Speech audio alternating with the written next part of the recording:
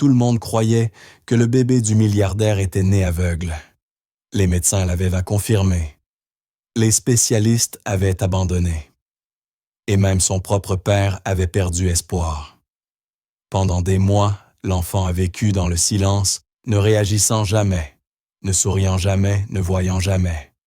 Puis une nouvelle gouvernante a été engagée. Elle n'avait aucune formation médicale. Elle ne faisait partie d'aucune équipe. Elle était simplement là pour nettoyer et aider à maintenir l'ordre dans le château. Mais ce qu'elle a remarqué a tout changé. Un petit moment lors d'un simple bain a révélé une vérité que personne d'autre n'avait vue. Et à partir de ce jour-là, rien ne fut plus jamais pareil. Avant de continuer cette histoire, n'oubliez pas de vous abonner à la chaîne et de liker la vidéo. Et n'oubliez pas de commenter ci-dessous d'où vous nous regardez. Nous aimons le savoir. Après le crash d'hélicoptère qui avait coûté la vie à sa femme, André Lefebvre s'était enfermé dans son immense villa française. Il ne voulait voir personne. Il ne voulait parler à personne. La seule chose qui comptait maintenant pour lui était son petit garçon Élie. Mais Élie était né aveugle. Les médecins avaient dit à André que les yeux du bébé ne répondaient absolument pas à la lumière. C'était un diagnostic écrasant. Depuis lors, André faisait tout ce qu'il pouvait pour s'occuper de lui. Il le nourrissait, le baignait, le tenait dans ses bras. Il n'engageait jamais de nounou. Il ne quittait jamais la maison. Toute sa vie tournait autour de l'enfant. Mais Élie restait assis tranquillement. Il ne pleurait pas, ne riait pas. Son petit visage restait toujours vide. Ses yeux fixèrent le vide. C'était comme si le bébé ne savait même pas que quelqu'un était là. André ne savait pas quoi faire. Il remplissait la pièce de jouets colorés, espérant que quelque chose attire son attention. Mais Élie ne réagissait jamais. Il restait immobile et silencieux. Chaque matin, André prenait Élie dans son berceau et recommençait. Il ouvrait les rideaux pour laisser entrer la lumière du soleil. Il parlait doucement au garçon en lui changeant sa couche. Il secouait un hochet près du visage d'Élie, espérant obtenir un sourire ou même un clignement des yeux, mais le bébé ne répondait jamais. Sa tête se penchait légèrement, mais aucune émotion ne se lisait sur son visage. André commençait à se demander si Élie n'entendait peut-être pas non plus, mais les médecins avaient dit que son audition était normale. Alors pourquoi ne réagit-il pas? André jouait de la musique douce en arrière-plan, espérant qu'une mélodie parvienne à toucher le bébé. Il essayait même différentes langues, différentes voix. Rien ne fonctionnait. Élie restait assis ou allongé tranquillement, les yeux grands ouverts, mais vides, comme enfermé dans lui-même. André ne savait pas si Élie savait même qui il était. Savait-il qu'on le tenait? Ressentait-il la chaleur d'un câlin? Ces questions se répétaient constamment dans l'esprit d'André. Il n'obtenait aucune réponse, juste plus de silence. La villa autrefois, un lieu de vie et de rire, ressemblait désormais à une coquille vide. Chaque coin rappelait à André ce qu'il avait perdu. L'écho de ses pas sur les sols polis était le seul son la plupart des jours. Le babyphone restait toujours silencieux. Pas de pleurs, pas de gazouillis, juste le silence. André passait devant des pièces parfaitement propres et intactes. Le salon était rempli de jouets d'ours, en peluche de blocs de mobiles musicaux. Aucun n'était jamais utilisé. La chambre d'enfant était décorée de couleurs vives et d'animaux dessinés, mais cela semblait faux sans vie. Le bébé ne regardait rien. Il ne tendait jamais la main vers quoi que ce soit. C'était comme s'il n'éprouvait aucune curiosité. André s'asseyait pendant des heures à observer Élie, essayant de percevoir ne serait-ce qu'un léger signe de réaction. Un frémissement, un sourire, une larme, mais rien ne venait. Chaque soir, il le portait à l'étage, le baignait doucement et lui lisait des histoires à voix haute. Même si Élie ne montrait aucune réaction, André continuait. C'était la seule chose qu'il pouvait faire. Le chagrin d'André, face à la mort de sa femme, se mêlait à la frustration de l'état d'Élie. Il n'avait jamais imaginé élever un enfant seul. Et maintenant, avec un bébé qui ne répond pas au monde, c'était encore plus difficile. Parfois, il avait l'impression d'échouer. Il se demandait s'il faisait quelque chose de mal. Peut-être avait-il oublié une étape. Peut-être y avait-il quelque chose qu'il n'avait pas essayé. Il cherchait sur Internet, tard dans la nuit. Il commandait de nouveaux jouets de nouvelles lumières, des appareils sonores, n'importe quoi qui pourrait stimuler Élie. Mais quand ils arrivaient, cela ne changeait rien. Élie ne réagissait jamais. André passait des heures à parler avec des spécialistes en personne ou par visioconférence. Il écoutait, prenait des notes, suivait les instructions à la lettre. Certains suggéraient plus de physiothérapie, d'autres des jeux sensoriels. Mais Élie ne changeait jamais. Les thérapeutes disaient de laisser le temps faire son œuvre, mais la patience d'André s'amenuisait. Non pas qu'il n'aimât pas son fils, mais parce qu'il se sentait impuissant. Il voulait se connecter avec lui. Il voulait voir un signe, ne serait-ce qu'un seul, que son fils savait qu'il était là. André était autrefois connu pour sa forte personnalité dans le monde des affaires. Il était confiant, assertif, toujours en contrôle. Mais maintenant, il n'était plus qu'un homme seul avec son bébé, essayant de trouver un chemin dans l'obscurité. Ses journées étaient organisées autour d'Élie. Mais cette routine n'apportait jamais de changement. Il se réveillait, le nourrissait, le changeait, essayait de jouer. Rien ne se passait. La même chose encore et encore. Certains jours, il pleurait silencieusement en tenant Élie. D'autres jours, il se sentait engourdi. Il y avait des moments où il doutait de tout. Il se demandait si Élie ressentait la douleur, s'il ressentait l'amour, s'il était conscient de quoi que ce soit. Parfois, André parlait à la photo de sa femme, lui demandant ce qu'il devait faire. Il regardait de vieilles vidéos d'elle, tenant le nouveau-né souriante, pleine d'espoir. Cet espoir avait disparu. Le silence dans la maison ne venait pas seulement d'Élie. Il était aussi à l'intérieur d'André. Un silence rempli de questions sans réponse, de peur et du sentiment qu'il se perdait lui-même. Une nuit, après une autre longue journée silencieuse, André se tenait près du berceau d'Élie, le regardant dormir. La petite poitrine du bébé se soulevait et s'abaissait lentement. Ses mains étaient recroquevillées sur les côtés. Ses yeux à moitié ouverts fixaient le vide. André s'appuya sur la rambarde du berceau épuisé. Il avait tout essayé, spécialiste thérapie, musique, appareils lumineux, jouets sonores. Rien ne fonctionnait. Les mêmes questions revenaient chaque nuit. Élie ressent-il quelque chose? Sait-il même que je suis là? André regarda autour de la pièce, remplie de jouets intacts, et sentit une profonde tristesse s'installer dans sa poitrine. Les murs, autrefois peints de couleurs joyeuses, semblaient maintenant être une cruelle plaisanterie. Il passa une main dans ses cheveux et soupira. Puis il éteignit la lumière, ne laissant que la douce lueur d'une veilleuse. Il s'assit dans le fauteuil à bascule, près du berceau, fixant le garçon. À cet instant, la villa ressemblait à un musée du deuil, et André n'avait aucune idée si cela changerait un jour.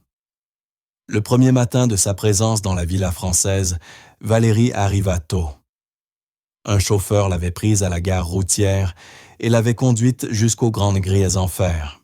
Elle resta silencieuse alors qu'elle s'ouvrait, révélant une immense villa blanche entourée de haies taillées et d'une allée pavée propre.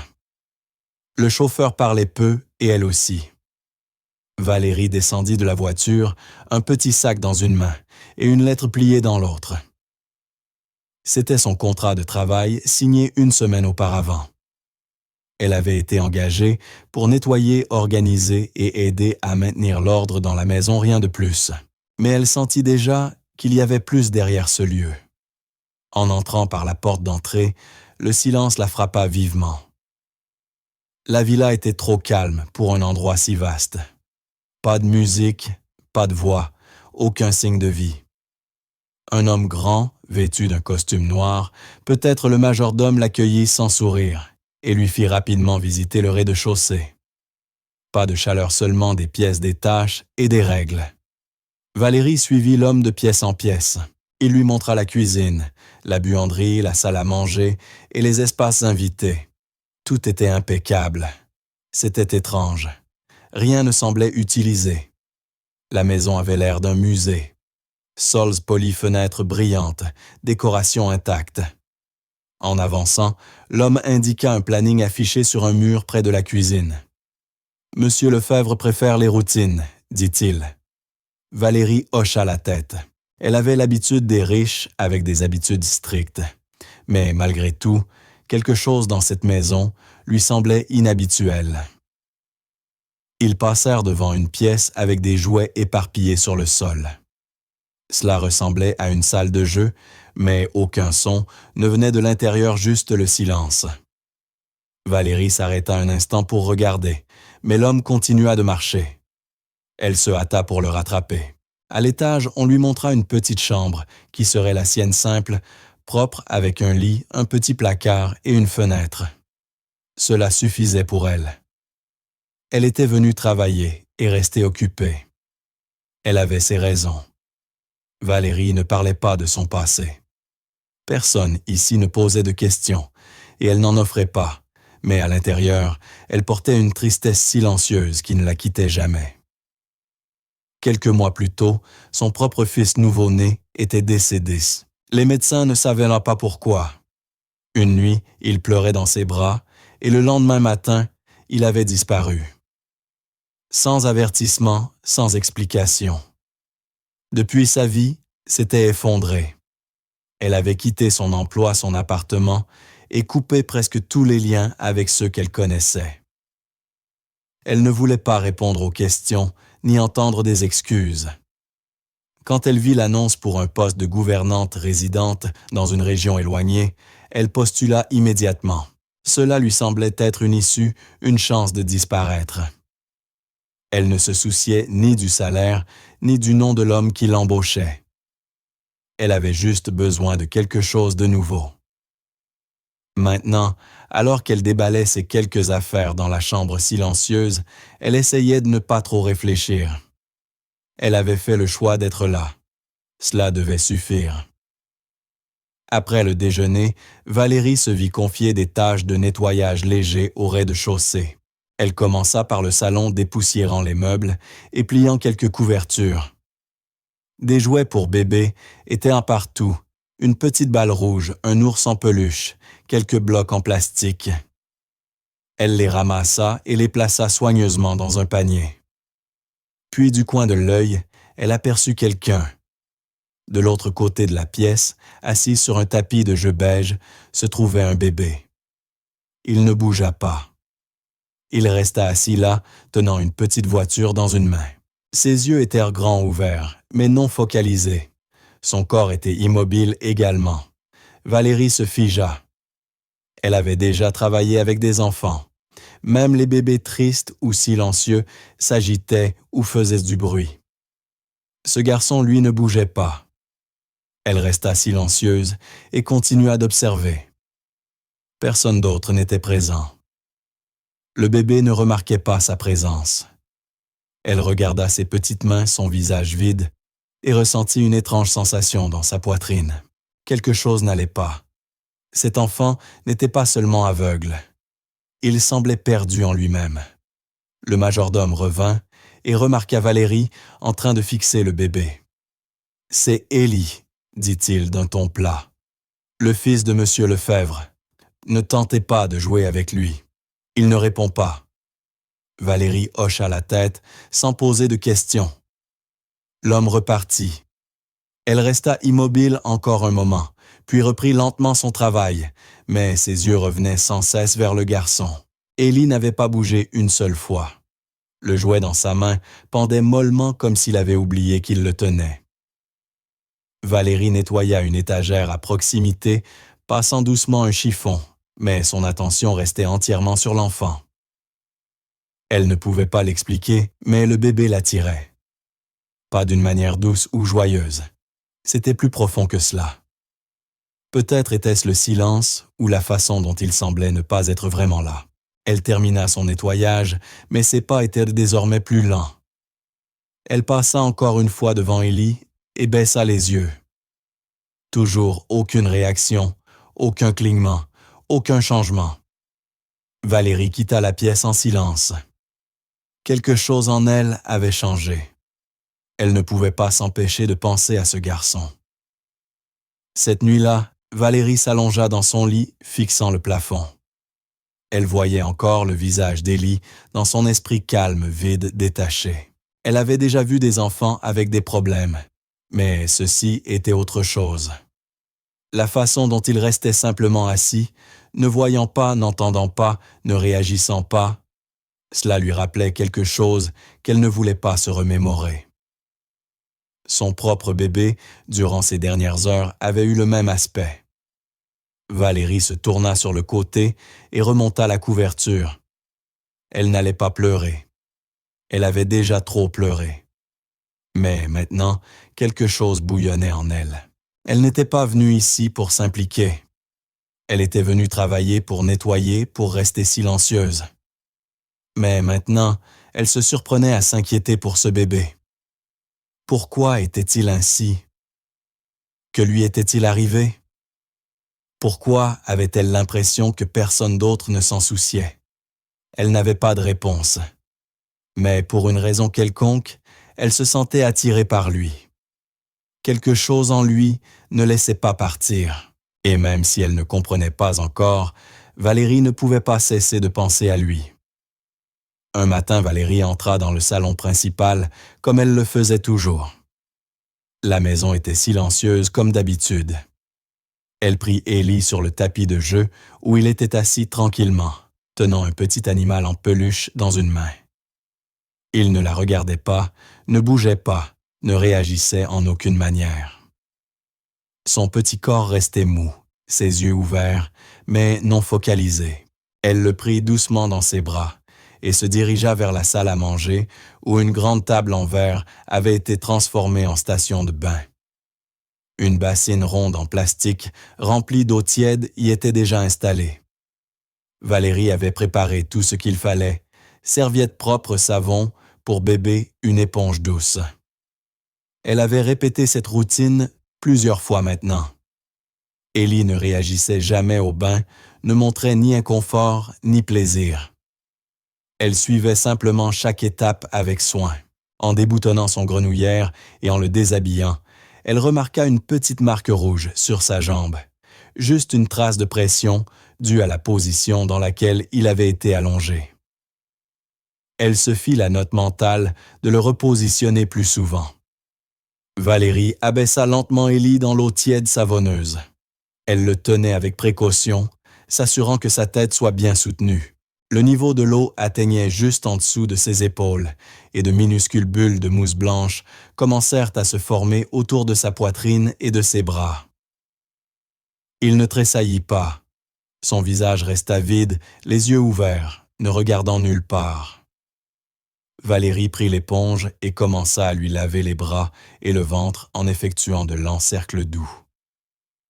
La mousse adhérait à sa peau douce. Elle travaillait en silence. Ses mouvements étaient précis, comme toujours, mais dans sa tête, elle réfléchissait. Elle se souvenait sans cesse de la manière dont il avait été assis hier dans le salon immobile, ne réagissant à rien. Aujourd'hui semblait identique, jusqu'à ce qu'elle rapproche l'éponge de son visage. Elle la trempa dans l'eau tiède, l'essora, puis la passa doucement sur son front. Un peu de mousse glissa et toucha le coin extérieur de son œil. C'est alors que cela se produisit. Élie cligna des yeux. Ce fut rapide et léger. Pas de surprise, juste un clignement. La main de Valérie resta suspendue en l'air. Ses yeux étaient aisantés fixés sur son visage. Elle demeura complètement immobile. Élie ne fit pas d'autre mouvement, mais elle l'avait vu clairement. Un clignement non provoqué par l'inconfort ni par la lumière juste, un clignement lorsque la mousse effleura sa peau. Valérie attendit quelques secondes, puis répéta le geste. Elle tamponna l'autre côté de son front, juste au-dessus du sourcil. Là encore, un peu de mousse glissa près de l'œil opposé. Élie cligna à nouveau. Puis, de manière inattendue, un petit son sortit de sa gorge, un M. C'était silencieux, presque comme un souffle. Mais c'était un son. Valérie se pencha légèrement, l'observant attentivement. Sa bouche avait bougé. Ses lèvres s'étaient légèrement entr'ouvertes. Elle ne se trompait pas, ce n'était pas son imagination. C'était réel. Son cœur se mit à battre plus vite. Élie resta immobile à nouveau, mais quelque chose en lui avait changé. Valérie le remarqua dans le mouvement subtil de ses yeux presque invisibles, comme si son regard s'était légèrement ajusté. Il ne la regardait pas complètement, mais ses yeux n'étaient pas totalement vides non plus. Pendant un instant, il semblait être présent. Elle ne dit rien. Elle ne voulait pas gâcher ce moment en parlant. À la place, elle continua doucement le bain. Elle rince ses bras, soulève chacun d'eux pour laver dessous et utilise l'éponge sur son cou et sa poitrine. Les bulles faisaient de doux petits bruits en se déplaçant dans la bassine. Élie ne cligna pas à nouveau et il ne fit aucun autre son, mais Valérie pouvait ressentir le changement. Elle cherchait des signes, un frémissement de ses doigts, un mouvement de sa tête, mais tout restait immobile. Pourtant, le moment s'était produit. Elle le revoyait sans cesse dans son esprit pendant qu'elle l'avait derrière ses oreilles et à l'arrière de sa tête. La peau d'Élie était chaude. Son corps était détendu comme d'habitude, mais quelque chose semblait moins absent, comme s'il n'était pas complètement coupé du monde. Elle rince le savon de ses cheveux, faisant très attention à ne rien laisser couler dans ses yeux. Quand elle eut terminé, elle le souleva de l'eau et l'enveloppa dans une serviette douce. Il laissa échapper un petit souffle. Elle le porta doucement jusqu'au fauteuil à proximité où elle le séchait et l'habillait habituellement. Valérie le posa sur ses genoux, le tapotant pour le sécher par petites sections. Sa tête reposait contre son bras. Elle ne murmura rien, resta silencieuse, le regardant avec attention. De temps en temps, elle jetait un coup d'œil à son visage, espérant voir à nouveau le même clignement ou entendre un petit son. Mais Élie avait repris son expression vide habituelle. Ce n'était plus tout à fait la même chose qu'avant.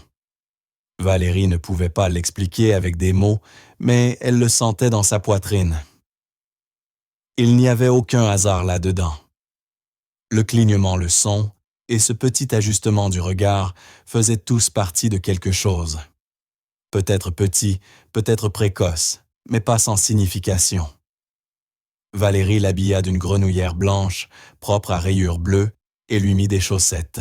Elle le prit à nouveau et resta quelques minutes supplémentaires, le tenant près d'elle. Sa tête reposait contre son épaule chaude et tranquille, comme d'habitude, mais maintenant, elle sentait autre chose. Elle le ramena dans le salon et le posa doucement sur le tapis de jeu. Les jouets étaient toujours à la même place qu'auparavant.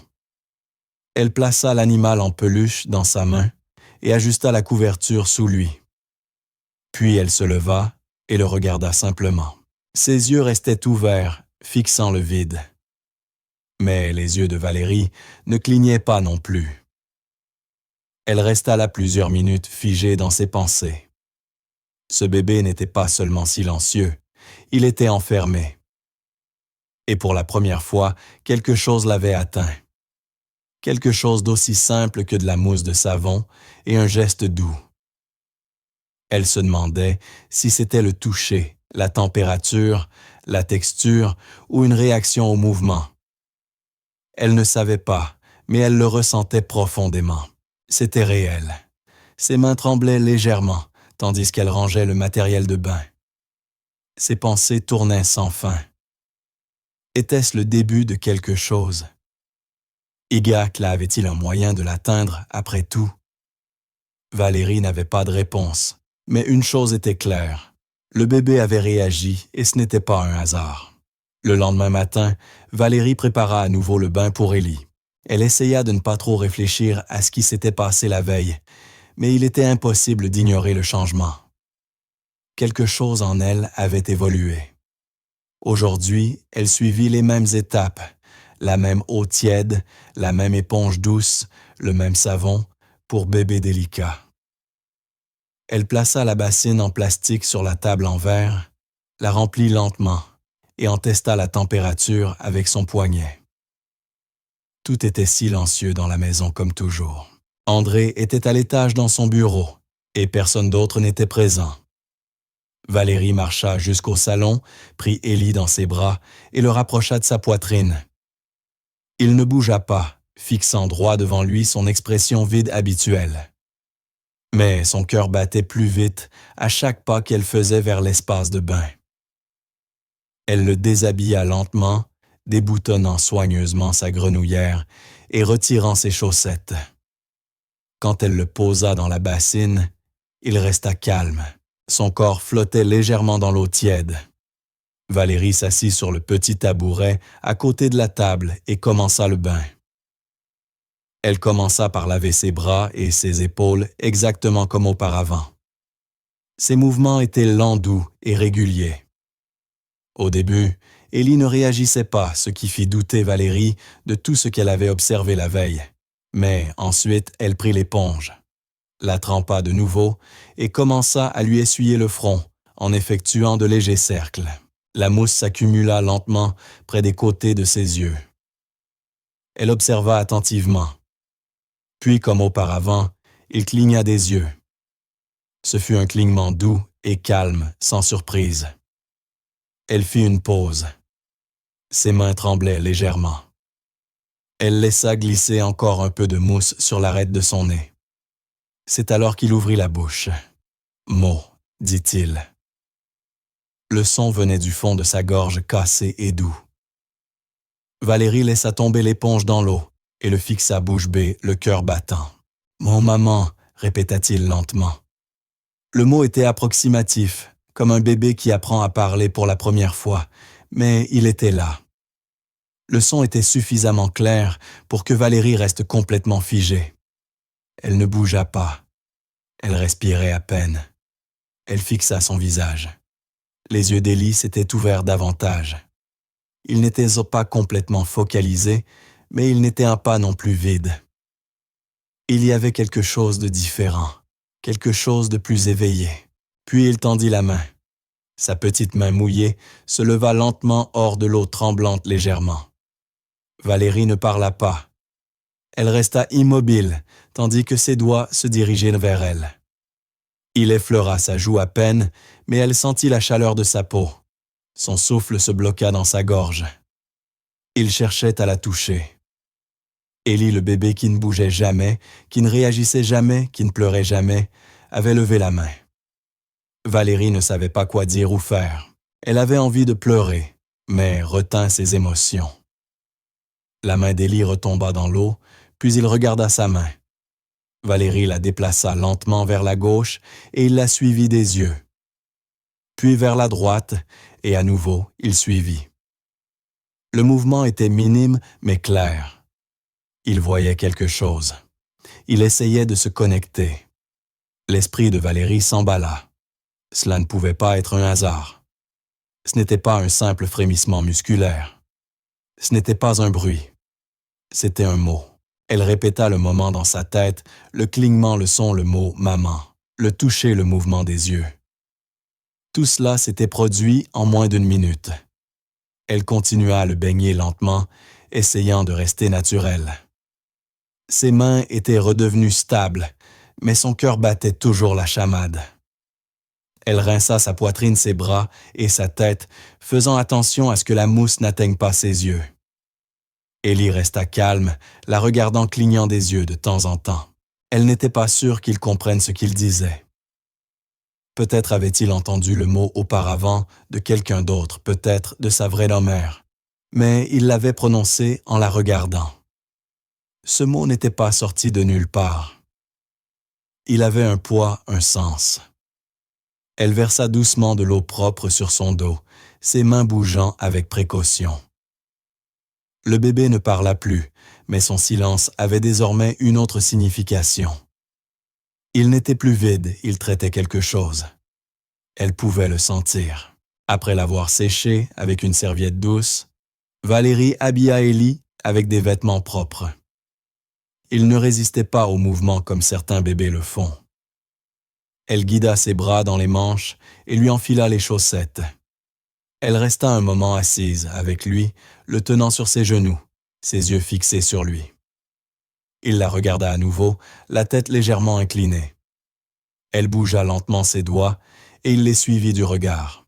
Pas de grande réaction, pas de rire, pas de sourire, mais il était présent. Il était là. Valérie murmura doucement juste pour tester. « Élie, dit-elle, tu m'entends ?» Pas de réponse, mais ses yeux clignèrent une fois calmement. Elle ne força pas, elle n'essaya pas de nouveau. Quelque chose avait changé et cela suffisait pour le moment. Elle resta assise encore quelques minutes, respirant lentement, se calmant. Elle passa une main doucement sur l'arrière de sa tête. Elle n'avait pas de réponse, pas d'explication. Mais ce qui venait de se passer ne pouvait pas être ignoré. Élie avait parlé, et pas n'importe quel mot.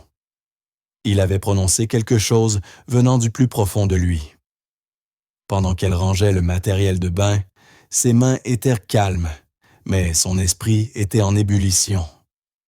Ce mot se répétait encore et encore « maman ». Pas seulement un son, mais un message. Valérie savait que ce mot n'était pas destiné directement à elle. C'était probablement le seul mot qu'il avait gardé en lui depuis sa naissance. Peut-être l'avait-il entendu dans le passé, et maintenant, d'une manière ou d'une autre, il était sorti. Mais il l'avait dit en la regardant, en tendant la main vers elle. Quelque chose en lui avait réagi à quelque chose en elle, quelque chose qui touchait un souvenir ou un besoin. Valérie ne savait pas jusqu'où cela irait. Elle ne savait pas si c'était le début d'une guérison ou juste un moment rare, mais c'était réel. Ce n'était pas dans sa tête. Le clignement, le mouvement, le mot tout s'était produit. Elle jeta un coup d'œil à Élie désormais, allongé calmement sur le tapis de jeu. Il semblait paisible, toujours silencieux, mais plus distant. Elle s'assit à côté de lui et resta proche, l'observant. « Maman », avait-il dit, et elle ne l'oublierait jamais. Au cours des jours suivants, Valérie conserva exactement la même routine de bain. Chaque matin, elle remplissait la bassine ronde en verre avec de l'eau tiède, ajoutait quelques gouttes de savon pour bébé et mélangeait doucement jusqu'à ce que la mousse commence à se former. Élie s'asseyait tranquillement dans ses bras comme auparavant. Mais maintenant, Valérie le regardait différemment. Elle ne se contentait plus de le baigner, elle l'étudiait. Elle déplaçait lentement ses mains devant son visage, sans le toucher simplement, en les faisant passer dans l'air pour voir si ses yeux réagiraient.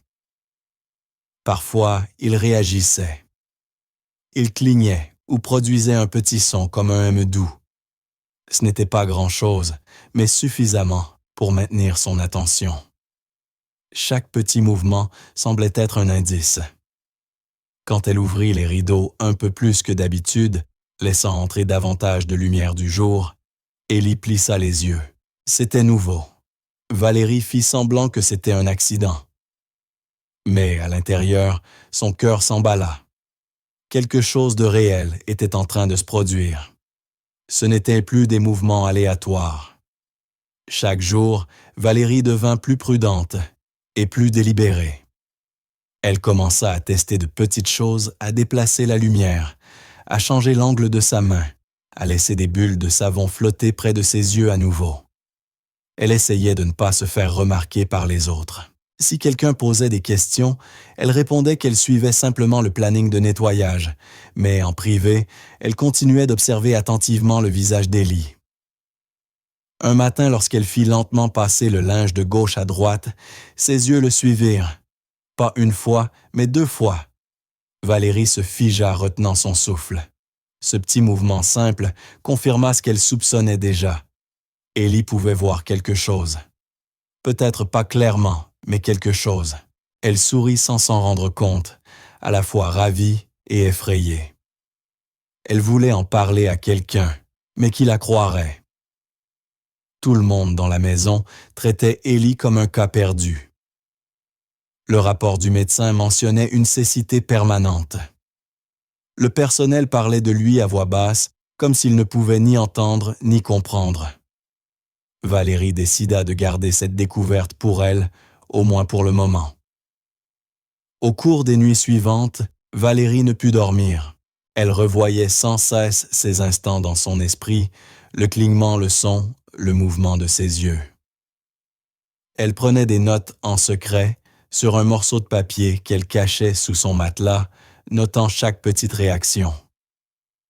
Chaque matin, elle se sentait à la fois nerveuse et excitée de continuer. Mais en travaillant, elle commença à remarquer quelque chose d'étrange. Chaque après-midi avant le déjeuner, un membre du personnel, généralement le majordome ou une infirmière, s'arrêtait dans la chambre d'Élie avec une petite bouteille. Il lui administrait des gouttes pour les yeux.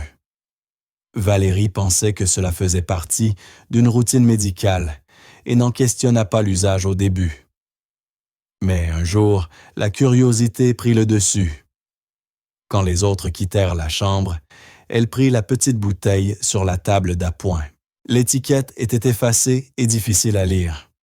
L'écriture était ancienne, les bords usés. Elle l'approcha de la lumière et tenta de déchiffrer les mots. La date d'expiration était dépassée depuis des mois. Valérie fronça les sourcils. L'étiquette indiquait un traitement pour les yeux, mais les détails étaient presque impossibles à lire. Elle la remit rapidement à sa place, craignant que quelqu'un ne remarque.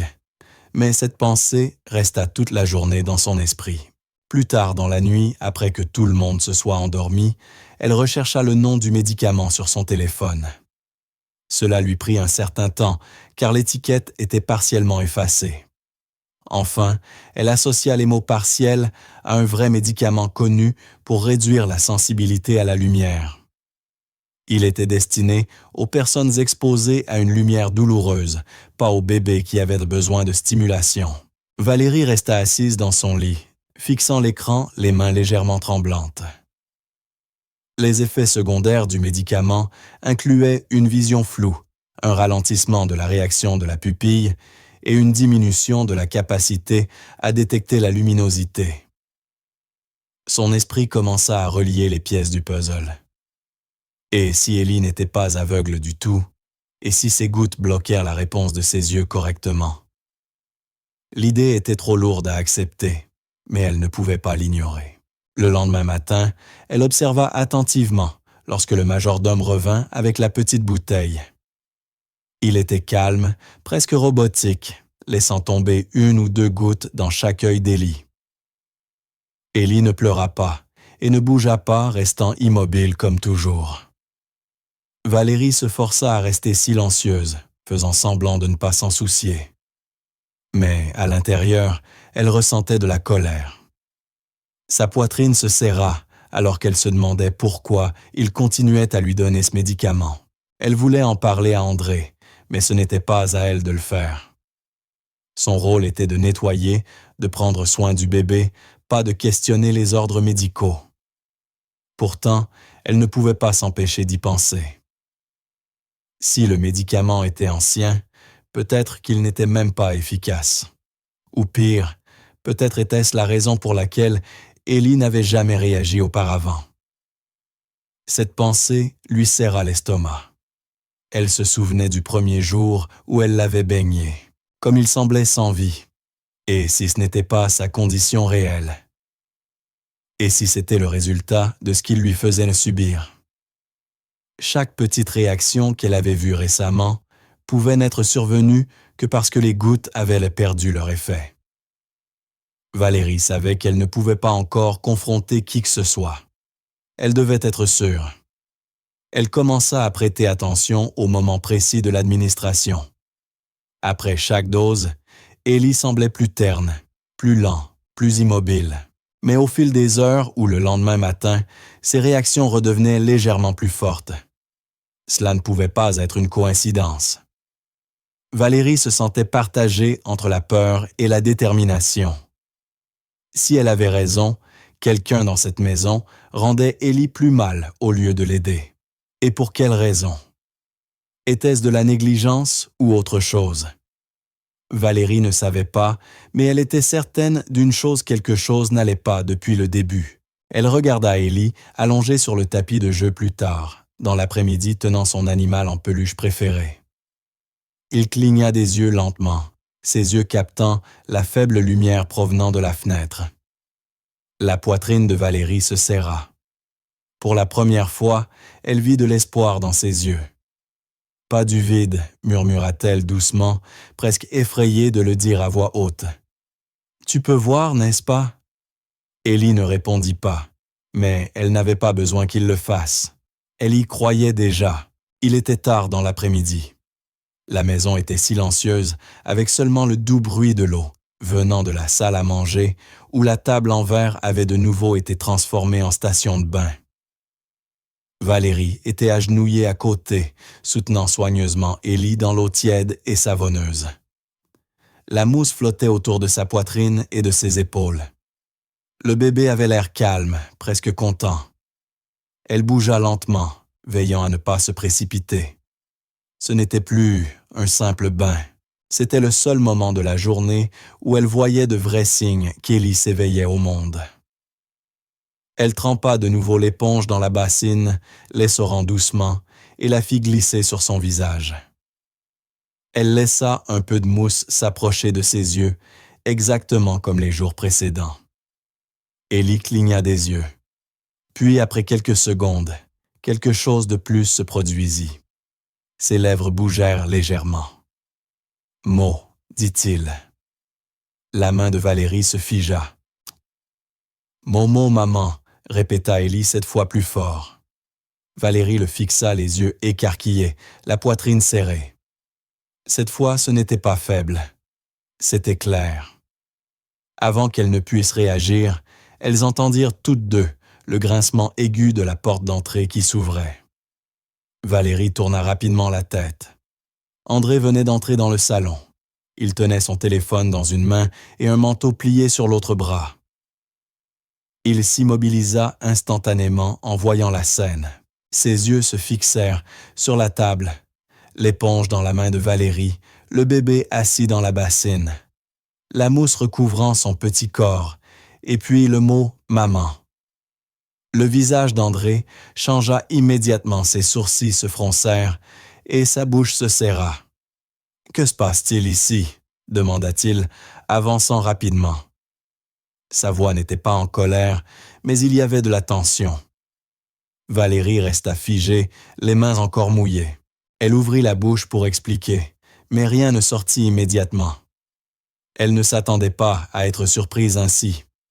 Pas comme ça, pas à ce moment si personnel, si fragile. Mais alors, avant qu'aucun des deux ne puisse dire un autre mot, Élie fit quelque chose que personne n'attendait. Le bébé tourna la tête vers la voix. Lentement mais clairement, il regarda André pas seulement dans sa direction, mais directement lui. Ses petits yeux étaient concentrés.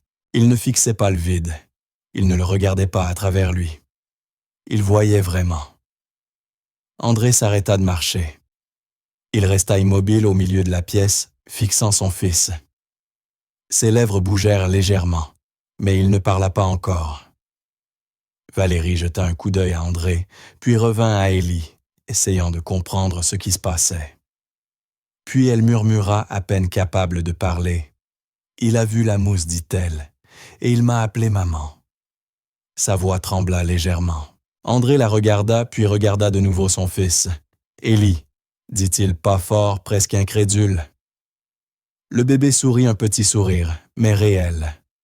Valérie sentit tout son corps se tendre. Elle voulait pleurer, crier, courir, tout expliquer, mais elle resta silencieuse. Le moment était trop grand, trop réel. Elle attendit, regardant le père et le fils se fixer pour la première fois. André fit un pas lent vers l'avant. Ses yeux ne quittèrent pas le visage d'Élie. « Élie » répéta-t-il cette fois un peu plus fort. Le bébé cligna des yeux, puis bougea une main vers la mousse éclaboussant doucement. Valérie remarqua le mouvement. Ce n'était pas un hasard. Ce n'était pas maladroit. Élie interagissait, réagissait. André se pencha à côté de la table, sans se soucier de ses vêtements chers, ou de l'eau sur le sol. Il se pencha légèrement, étudiant le visage de son fils. « Tu me regardes », dit-il doucement, presque effrayé d'y croire. La bouche d'Élie s'ouvrit à nouveau. « Mon maman », dit-il encore toujours en regardant André. Valérie recula légèrement ses mains tremblantes. André ne semblait plus en colère. Il semblait perdu. Il regarda alternativement Valérie et le bébé. « Depuis combien de temps cela se passe-t-il » demanda-t-il. Valérie hésita. « Juste quelques jours, » dit-elle. « Je n'étais pas sûre. Je ne voulais rien dire jusqu'à... » Elle laissa sa phrase en suspens, désignant la scène devant eux. André ne parla pas. Sa main toucha doucement le bord de la table. Une longue pause emplit la pièce. Élie bougea de nouveau dans l'eau et cligna lentement des yeux. Ses yeux étaient toujours sur André. Il n'y avait plus aucun doute. Le bébé voyait quelque chose. André inspira profondément, comme pour rester calme, essayant de contrôler ses émotions. Il regarda le sol, puis revint sur Valérie. Il dit « Maman », demanda-t-il encore, juste pour être sûr d'avoir bien entendu. Valérie hocha la tête. André avala difficilement. Ses yeux étaient maintenant vitreux. Mais pourquoi? Pourquoi maintenant? Il n'avait jamais réagi ainsi auparavant. Valérie ne répondit pas tout de suite.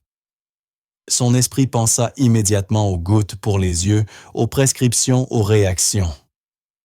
Mais ce n'était pas le moment d'évoquer cela. Pas encore. Elle se contenta de dire qu'il y avait eu un changement.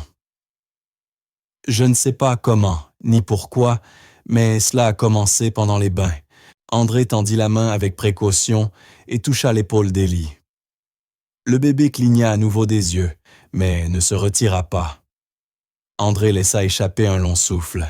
« Il me regarde », murmura-t-il. « Il me regarde vraiment. » Valérie prit la serviette et souleva doucement Élie de la bassine, l'enveloppant dans le tissu doux. Son corps était détendu, pas raide comme auparavant. André se leva lentement, toujours les yeux rivés sur lui. Valérie tenait le bébé près d'elle, séchant sa tête d'une main, tout en le soutenant de l'autre. Élie leva de nouveau les yeux, suivant du regard le mouvement de sa main. André restait là stupéfait. Valérie s'approcha légèrement et baissa la voix. « C'est réel, » dit-elle. « Ce n'est pas de l'imagination. » Il voit la mousse, il voit les mains, il réagit. Il est différent maintenant. André hocha lentement la tête, encore abasourdi. « Je ne comprends pas, » dit-il. « J'ai passé des mois à tout essayer, et maintenant... » Il regarda son fils puis revint sur Valérie. Il lui sourit. Valérie ne répondit pas. Elle n'en avait pas besoin. Ils comprirent tous les deux. Élie avait changé. Quelque chose avait percé. Alors qu'ils se tenaient là, entourés d'eau et de mousse, André fixa son fils et pour la première fois de sa vie, sentit qu'il lui rendait son regard. Cette nuit-là, après qu'Élie se fût endormie et que la maison se soit calmée comme d'habitude, Valérie se tint devant la porte du bureau d'André. Elle avait pensé, à ce moment toute la journée incertaine, de comment commencer. Avec une profonde inspiration, elle frappa doucement. André ouvrit la porte, toujours vêtu des mêmes habits qu'auparavant, mais désormais l'air plus fatigué, plus confus. Elle entra et referma la porte derrière elle. « Je dois vous parler, » dit-elle. Il hocha lentement la tête et s'assit sur le bord du canapé, lui faisant signe de continuer. Valérie ne se retint pas. Elle lui raconta tout du premier clignement dans le bain au moment où il dit « Maman », jusqu'au suivi du mouvement de sa main par Élie. André écouta sans l'interrompre. Son visage montrait d'abord l'incrédulité, mais il ne l'arrêta pas. Ensuite, elle lui parla des gouttes pour les yeux de l'administration quotidienne par le personnel de la façon dont elle avait trouvé la bouteille et de l'étiquette trop effacée pour être lue clairement. Elle prononça ces mots avec précaution. « Je pense que ce sont les gouttes le problème.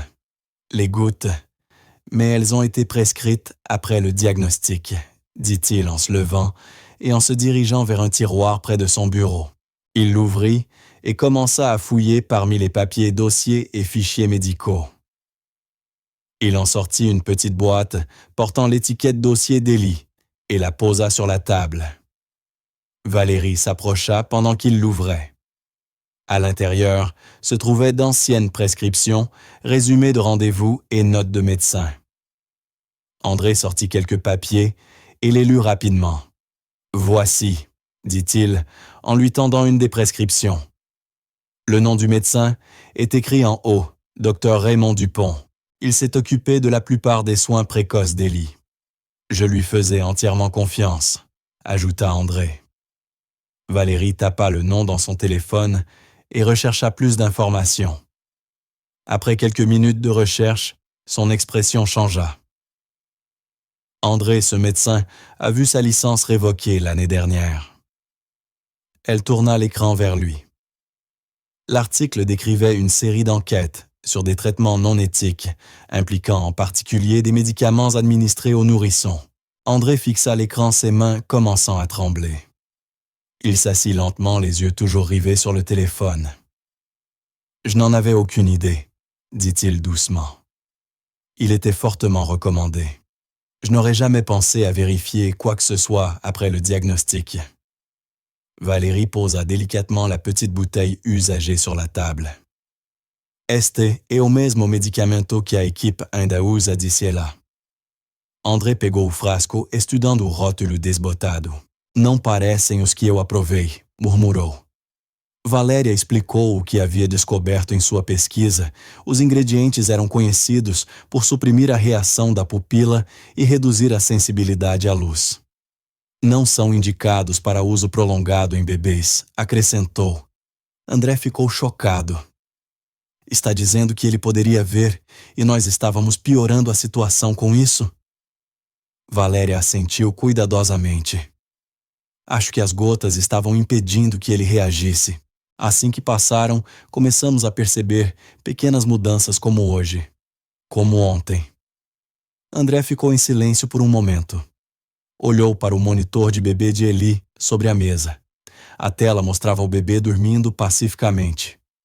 Então, sem hesitar, disse: Vamos parar com as gotas agora. Nenhum medicamento para Élie, a menos que eu diga. E imediatamente virou-se para Valéria. Sua voz era baixa, mas séria. Não quero que uma única gota daquilo toque nele novamente. Valéria assentiu aliviada. Não esperava que ele aceitasse isso tão rapidamente, mas a verdade falava por si só. André caminhou pelo corredor em direção ao quarto de Élie. Valéria o seguiu silenciosamente. Ambos ficaram sobre o berço, olhando para o menino. Seu peito subia e descia lentamente, e seus dedos se mexiam levemente durante o sono. André se inclinou e pegou Élie com cuidado. O bebê não acordou, mas se aconchegou contra o peito do pai. Vamos consertar isso, André sussurrou no ouvido do bebê. Eu prometo. Valéria ficou próxima, observando os dois. Um homem quebrado, segurando seu filho silencioso, e pela primeira vez, um pai que abriu os olhos para a verdade. Seu coração estava pesado, mas esperançoso. Élie não estava mais sozinho. Eles ficaram juntos no quarto, quase uma hora. André segurava Élie, embalando-o suavemente. Fazia perguntas baixas. Quando você percebeu? Mais alguém viu? Valéria respondeu a tudo. Contou sobre cada reação, sua hesitação em dizer algo antes. André não julgou, apenas ouviu. Então, suspirou. O tempo todo eu pensei que ele estava perdido para mim, disse. Achei que ele não sentia nada, não via, não reagia. E agora percebo que talvez eu nunca tenha realmente tentado vê-lo. Valéria sentou-se ao lado dele. Você fez o que achava melhor, disse suavemente. Mas agora tem a chance de fazer melhor. Isso é o que importa. André assentiu lentamente.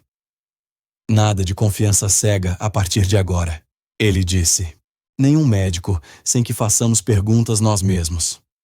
Valéria podia ver claramente agora. Algo havia mudado dentro dele. Ele não estava apenas observando o filho. Começava a lutar por ele. Pela primeira vez, Ellie tinha uma chance real. Quando finalmente saíram do quarto, o corredor parecia diferente. Não apenas mais silencioso, mas mais claro, como se algo pesado tivesse sido retirado. Valéria foi para o seu quarto, mas não dormiu imediatamente. Sentou-se na beira da cama, olhando para o teto. Seus pensamentos estavam cheios de momentos. Ellie piscando, dizendo "mamã", estendendo as mãos sorrindo. E agora André também tinha visto. Ela não sabia o que aconteceria a seguir. Ainda havia perguntas e o futuro era incerto. Mas naquela noite, algo havia mudado. Alguém finalmente acreditara nela. Alguém finalmente olhara além da superfície e enxergara a verdade. Ela se deitou, puxou o cobertor até o queixo e sussurrou para si mesma. Ele não está mais sozinho. No outro quarto, André ainda segurava Eli, não pronto para soltá-lo. O bebê dormia em seus braços, sem perceber a decisão que acabara de mudar sua vida. E em algum lugar dentro daquela pequena criança, pela primeira vez em muito tempo, algo havia sido libertado. Alguém escolheu ver. Sem as gotas, tudo começou a mudar. Não de imediato, mas dia após dia, pequenas mudanças começaram a aparecer. Na primeira manhã, Valéria abriu as cortinas mais do que o habitual, enquanto Eli estava sentado em seu tapete de atividades. Ele piscou rapidamente e virou a cabeça, seguindo os raios de sol enquanto se moviam pela parede. Foi a primeira vez que demonstrou interesse por algo fora de seu alcance. Valéria permaneceu em silêncio, apenas observando. Mais tarde, naquele dia, ela colocou um pequeno brinquedo diante dele, um patinho amarelo brilhante com chapéu vermelho. Ela o balançou de um lado para o outro. Os olhos de Ellie seguiram o movimento. Então, sem aviso, ele soltou uma risadinha silenciosa. Não uma risada completa, mas uma reação verdadeira. Um sopro agudo de ar com um toque de alegria. Valéria arfou, quase não acreditando. No dia seguinte, tentaram novamente com outro brinquedo. Mesmo resultado. Ses yeux suivaient les mouvements. Il clignait des yeux. Il souriait. Chaque jour, le bébé qui avait autrefois été silencieux semblait s'animer un peu plus. Valérie commença à créer de petits jeux visuels. Elle découpait des formes audacieuses dans du papier coloré, cercles rouges, triangles noirs, étoiles bleu vif qu'elle collait sur du carton. Elle utilisait une lampe de poche pour déplacer la lumière sur les formes. Ellie fixait, clignait, tendait la main, parfois lentement, parfois rapidement. Ensuite, vinrent les miroirs. Elle en plaça un sur le sol à côté de lui. Au début, il ne semblait pas le remarquer.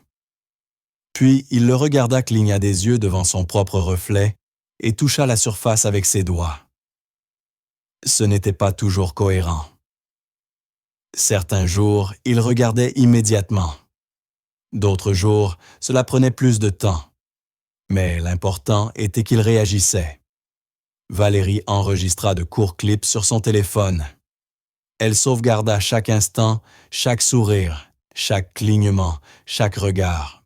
Après une semaine, André demanda s'il pouvait regarder. Ils s'assirent ensemble sur le canapé et Valérie lui montra les vidéos. André ne parla pas beaucoup, mais son expression disait tout. Son fils voyait. Peut-être pas parfaitement, mais suffisamment. Suffisamment pour croire à quelque chose de nouveau. André contacta un nouveau spécialiste, quelqu'un qui n'avait aucun lien avec l'ancien médecin ou les prescriptions. Une femme nommée Dr Sanchez se rendit à la maison pour une évaluation privée. Elle était aimable et directe. Elle passa plus d'1 heure à observer les réactions d'Élie à la lumière, au contraste et au mouvement. Valérie resta à proximité tout le temps. André s'assit de l'autre côté de la pièce, nerveux, mais silencieux. Lorsque le médecin eut terminé, elle se tourna vers eux et parla clairement. Élie a une vision partielle, probablement depuis la naissance. Il n'est pas complètement aveugle. Les gouttes qu'il recevait ont pu supprimer sa réponse visuelle, mais il est difficile de dire combien de dommages, le cas échéant, ont été causés. Avec une thérapie appropriée et une stimulation basée sur la lumière, il pourrait continuer à progresser. Valérie ferma les yeux submergés. André regarda ses mains, le visage envahi par la culpabilité. « Je pensais l'avoir perdu », murmura-t-il. Dr Sanchez posa une main sur son épaule. « Non, il est là maintenant. » Valérie regarda Élie qui tendait la main vers un jouet rouge et murmura pour elle-même. « Il l'a toujours été. » André lutta avec la culpabilité. Il repensa à toutes les occasions manquées, aux pièces silencieuses, aux signes ignorés, au temps perdu. Il avait fait confiance aux mauvaises personnes. Il avait suivi les instructions aveuglément, sans poser suffisamment de questions. Valérie resta proche, non pas pour juger, mais avec un soutien calme. Sa présence l'aida à rester concentré. Ensemble, ils mirent en place de nouvelles routines. Le matin, Valérie ouvrait tous les rideaux pour que la lumière remplisse chaque pièce. L'après-midi, ils utilisaient des jouets colorés pour jouer. André apprit à tenir le miroir à l'angle correct, à déplacer lentement un jouet pour qu'Élie le suive. Valérie lui enseigna comment transformer de simples actions en jeux visuels. Et Élie répondit. Il babilla davantage, rampait plus vite, souriait plus largement. Il commença à se redresser avec plus de force. La maison, autrefois froide et silencieuse, commença à sembler différente. Elle sonnait différemment aussi, avec de nouveaux sons, des bruits joyeux, de petites célébrations pour chaque amélioration minime. Chaque bain devint un moment ludique, plutôt qu'une simple routine. Valérie utilisait des jouets en mousse colorée et éclaboussait doucement de l'eau près des mains d'Élie pour qu'il tende la main. André s'asseyait souvent à proximité, tenant des serviettes et encourageant doucement lorsqu'Élie souriait ou riait. Après le séchage, il marchait près de la grande fenêtre du salon, laissant Élie s'asseoir jambes étendues sur le tapis. Il se penchait vers la lumière, clignant des yeux et souriant. Parfois, Valérie tenait des objets et les faisait bouger lentement dans la lumière. Élie suivait du regard. Parfois, il tendait la main. Un après-midi, il attrapa une cuillère brillante qu'elle agitait devant lui. Il ne se contenta pas de la tenir. Il la tourna dans sa main, étudiant la façon dont la lumière rebondissait sur sa surface.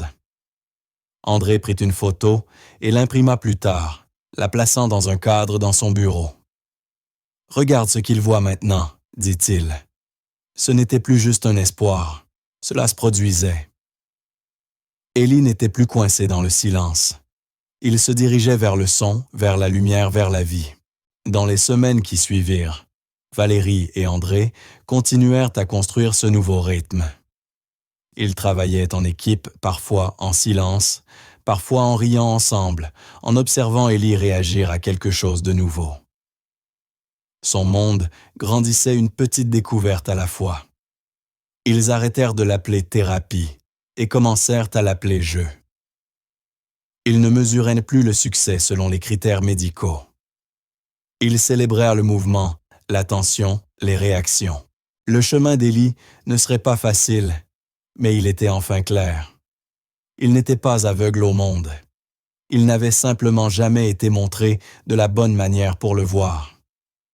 Et maintenant, sans les gouttes, Sans le silence, il commençait à tout percevoir. Valérie le regardait ramper vers la fenêtre, un matin sa main tendue vers un rayon de soleil. Il s'arrêta, la regarda et sourit. Ce n'était pas juste un réflexe, c'était de la reconnaissance. Valérie lui rendit son sourire. Elle savait ce que ce regard signifiait. Il apprenait, il guérissait. Le bébé qui autrefois était resté silencieux dans l'obscurité se dirigeait maintenant vers la lumière, à la fois physiquement et émotionnellement.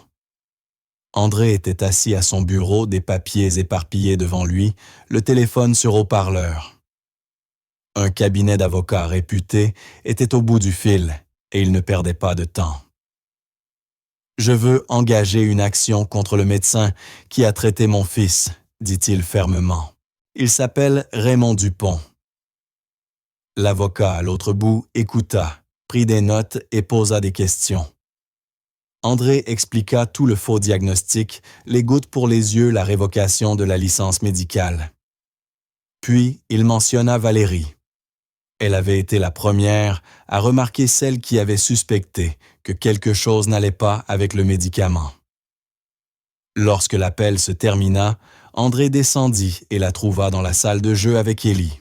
« J'ai besoin de ton aide, » dit-il. Valérie se leva nerveuse. « Quel genre d'aide ?» Il lui tendit un carnet. « Je veux que tu écrives tout depuis le début, chaque détail. » Valérie s'assit et commença.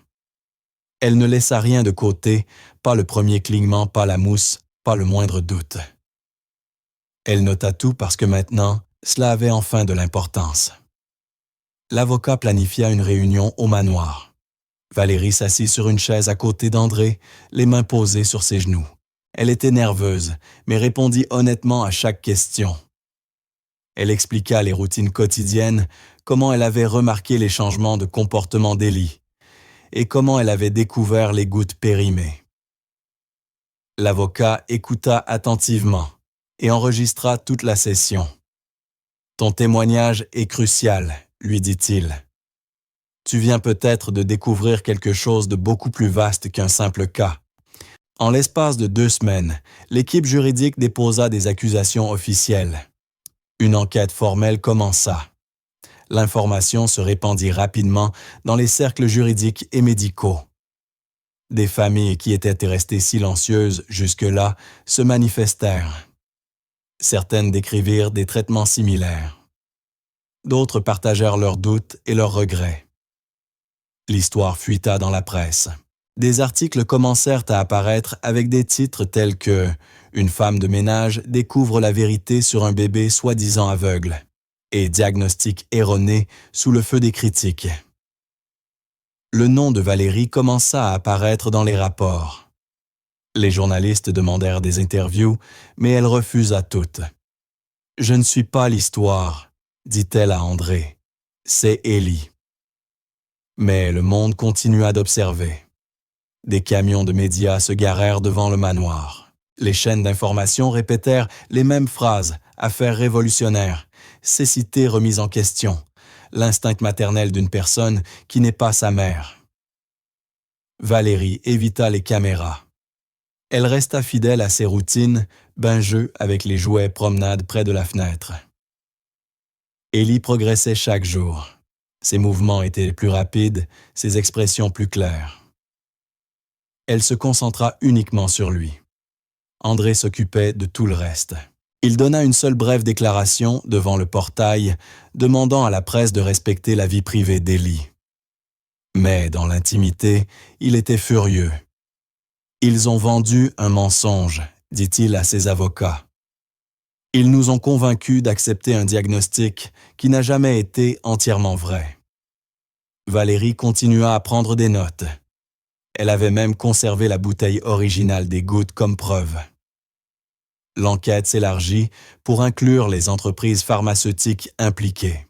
Il s'avéra qu'elles avaient ignoré plusieurs avertissements concernant les effets du médicament sur les nourrissons. Ce qui avait commencé comme un cas unique devenait maintenant une affaire nationale.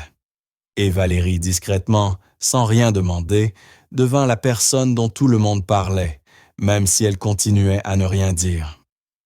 Les audiences commencèrent plusieurs mois plus tard. André était assis au premier rang, vêtu d'un costume sombre. Valérie s'assit derrière lui, tenant Élie sur ses genoux. Le bébé jouait avec un tissu doux inconscient de la tension dans la pièce. Les journalistes remplissaient les rangées arrière, tapant rapidement sur leurs ordinateurs portables. La défense tenta de prétendre que le traitement était standard, que les effets secondaires variaient, mais les preuves étaient claires. La formule des gouttes avait supprimé la réponse visuelle. Le médecin avait été averti à plusieurs reprises et avait échoué à agir. Valérie fut appelée à témoigner. Elle prit une profonde inspiration et parla doucement clairement. « J'ai été engagée pour nettoyer, dit-elle. Mais je ne pouvais pas ignorer ce que j'ai vu. Ce bébé n'était pas aveugle. Il avait juste besoin que quelqu'un le regarde différemment. » Puis André prit la parole. Sa voix était plus forte, pleine d'émotion. « Mon fils a vécu dans l'obscurité à cause d'un mensonge, dit-il. Mais cette femme l'a ramené à la lumière. Pas avec des médicaments, pas avec des machines, mais avec ses yeux, son cœur et son temps. » Le docteur Raymond Kelzer fut reconnu coupable de négligence médicale et de fraude. Sa licence fut révoquée définitivement.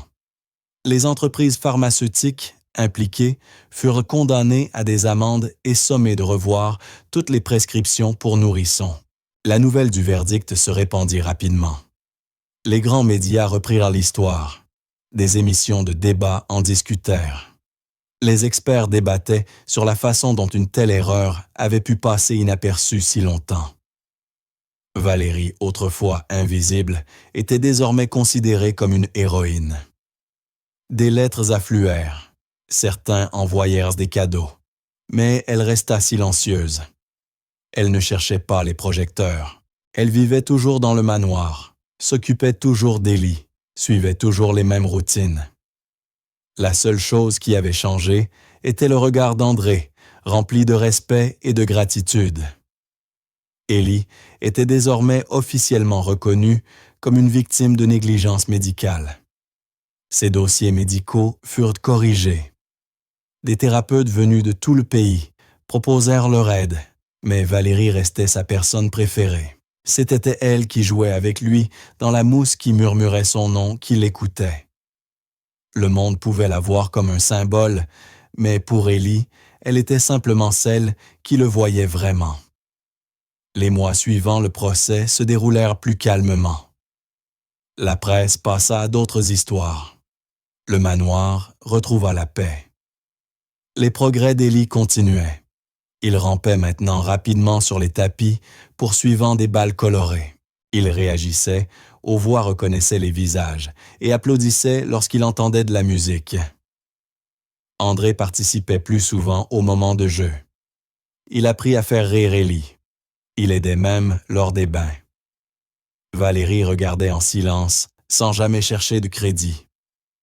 Un après-midi, alors qu'ils étaient assis près de la fenêtre, André la regarda et dit « Tu as tout changé. » Valérie secoua la tête. « Il a changé. Je n'ai juste pas détourné le regard. » La photo encadrée d'Élie, tenant la cuillère brillante, était toujours dans le bureau d'André. Elle lui rappelait chaque jour que les miracles ne viennent pas toujours des médecins. Parfois, ils viennent de ceux qui font attention. Élie était devenu un symbole de résilience. Son nom était mentionné dans des conférences et des articles, mais à l'intérieur du manoir, il n'était qu'un bébé heureux, curieux, aimé, et Valérie, la silencieuse femme de ménage, restait celle qui voyait ce que personne d'autre n'osait voir.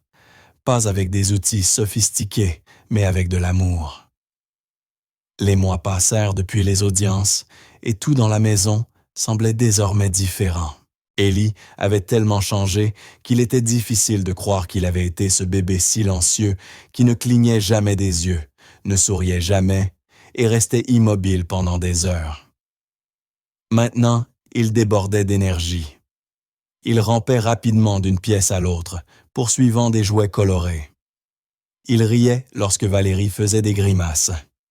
Il pointait du doigt des objets, la balle rouge, la cuillère jaune, la couverture bleue, et émettait des sons qui devenaient plus clairs chaque semaine. Il ne parlait pas encore en phrases complètes, mais la différence était évidente. Il apprenait, réagissait, vivait. Valérie poursuivait ses routines, mais désormais tout était rempli de joie. Chaque bain était ponctué d'éclaboussures et de rires. Chaque repas se terminait avec de la nourriture sur ses joues et ses mains. André passait plus de temps en bas, rejoignant souvent les séances de jeu. Parfois, il se contentait de rester en retrait et d'observer avec un sourire. C'était comme si la maison s'était enfin réveillée. Le silence froid avait disparu. Les pièces étaient pleines de vie. Un matin, une lettre arriva. C'était une invitation officielle d'une Fondation nationale pour l'enfance. L'enveloppe portait un sceau doré et à l'intérieur un message imprimé en grandes lettres amicales.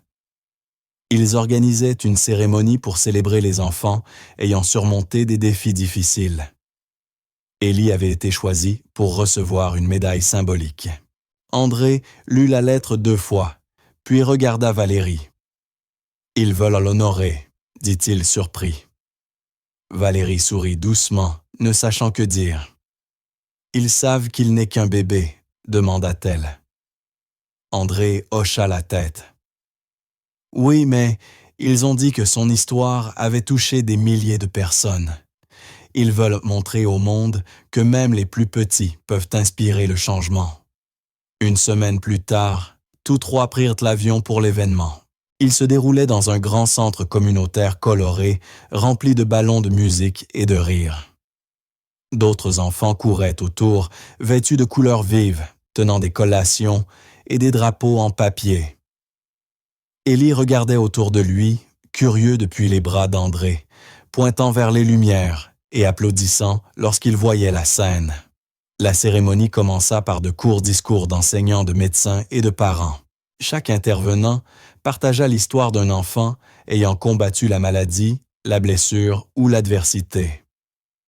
Le nom d'Élie fut mentionné vers la fin. Une vidéo passa à l'écran montrant des photos du manoir, des bains des jeux avec le miroir de la mousse sur ses joues. Puis des extraits des audiences et un court reportage le surnommant « le bébé qui voyait la mousse ». L'audience souriait et s'essuyait les yeux. Lorsque l'animateur monta sur scène et appela le nom d'Élie André, se leva avec lui dans ses bras. Ils marchèrent jusqu'à la scène, tandis que Valérie restait assise, applaudissant doucement. L'animateur remit à André une petite médaille en or avec un ruban bleu. Élie l'attendit immédiatement souriant lorsque ses doigts touchèrent la médaille. La foule applaudit chaleureusement. Puis l'animateur leva une main et dit « Il y a encore une personne que nous devons honorer aujourd'hui, celle qui a vu la vérité avant tout le monde. Valérie, gardienne de la lumière. » Elle regarda autour d'elle, confuse. André se tourna vers elle, depuis la scène lui aussi stupéfait. L'animateur sourit et continua. Cette femme n'a ni titre ni diplôme. Elle ne faisait pas partie d'une équipe médicale. C'était juste quelqu'un qui faisait attention, qui avait remarqué un clignement, un son, un changement. Et grâce à elle, la vie de ce garçon a été sauvée. Aujourd'hui, nous l'honorons également. La salle se remplit d'applaudissements. Valérie se leva lentement, les yeux remplis de larmes. Elle n'avait pas l'habitude de se tenir devant les gens. Elle n'avait jamais cherché l'attention. Mais maintenant, chaque visage dans la salle était tourné vers elle, non pas pour juger, mais pour exprimer de la gratitude.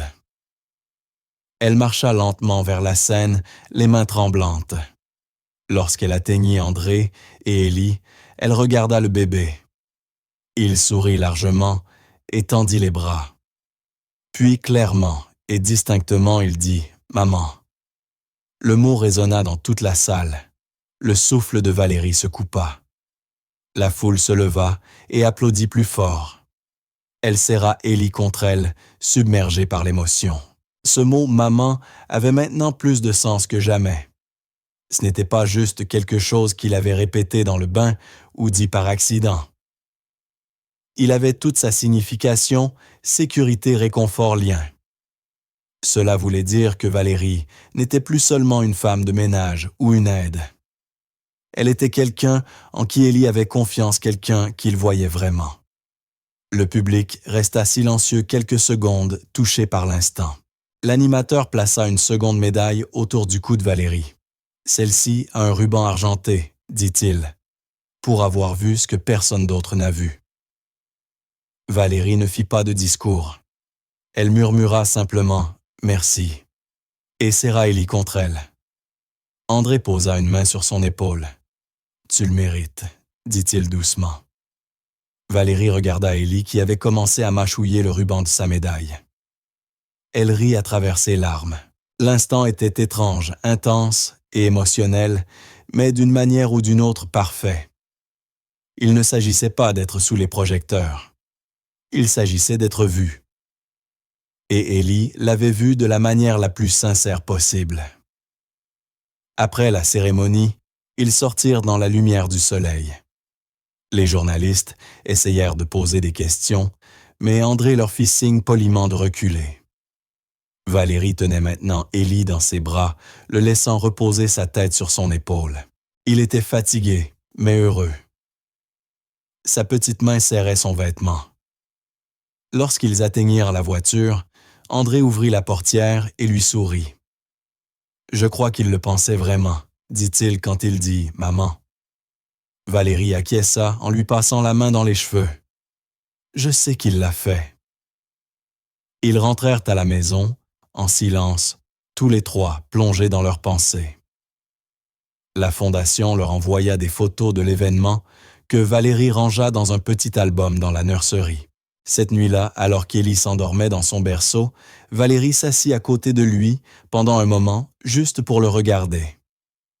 Il bougea dans son sommeil et laissa échapper un léger souffle. Valérie sourit, sachant que tout avait changé, non seulement pour lui, mais aussi pour elle. Elle avait aidé Élie à voir, non seulement avec ses yeux, mais avec son cœur. Et enfin, le monde l'avait vu aussi. Enfin, nous avons atteint la fin de cette histoire. Je suis extrêmement heureux que vous soyez arrivés jusqu'ici. Merci beaucoup d'avoir regardé. Commentez ci-dessous ce que vous en avez pensé et quelle a été la meilleure. N'oubliez pas de vous abonner. À la prochaine fois.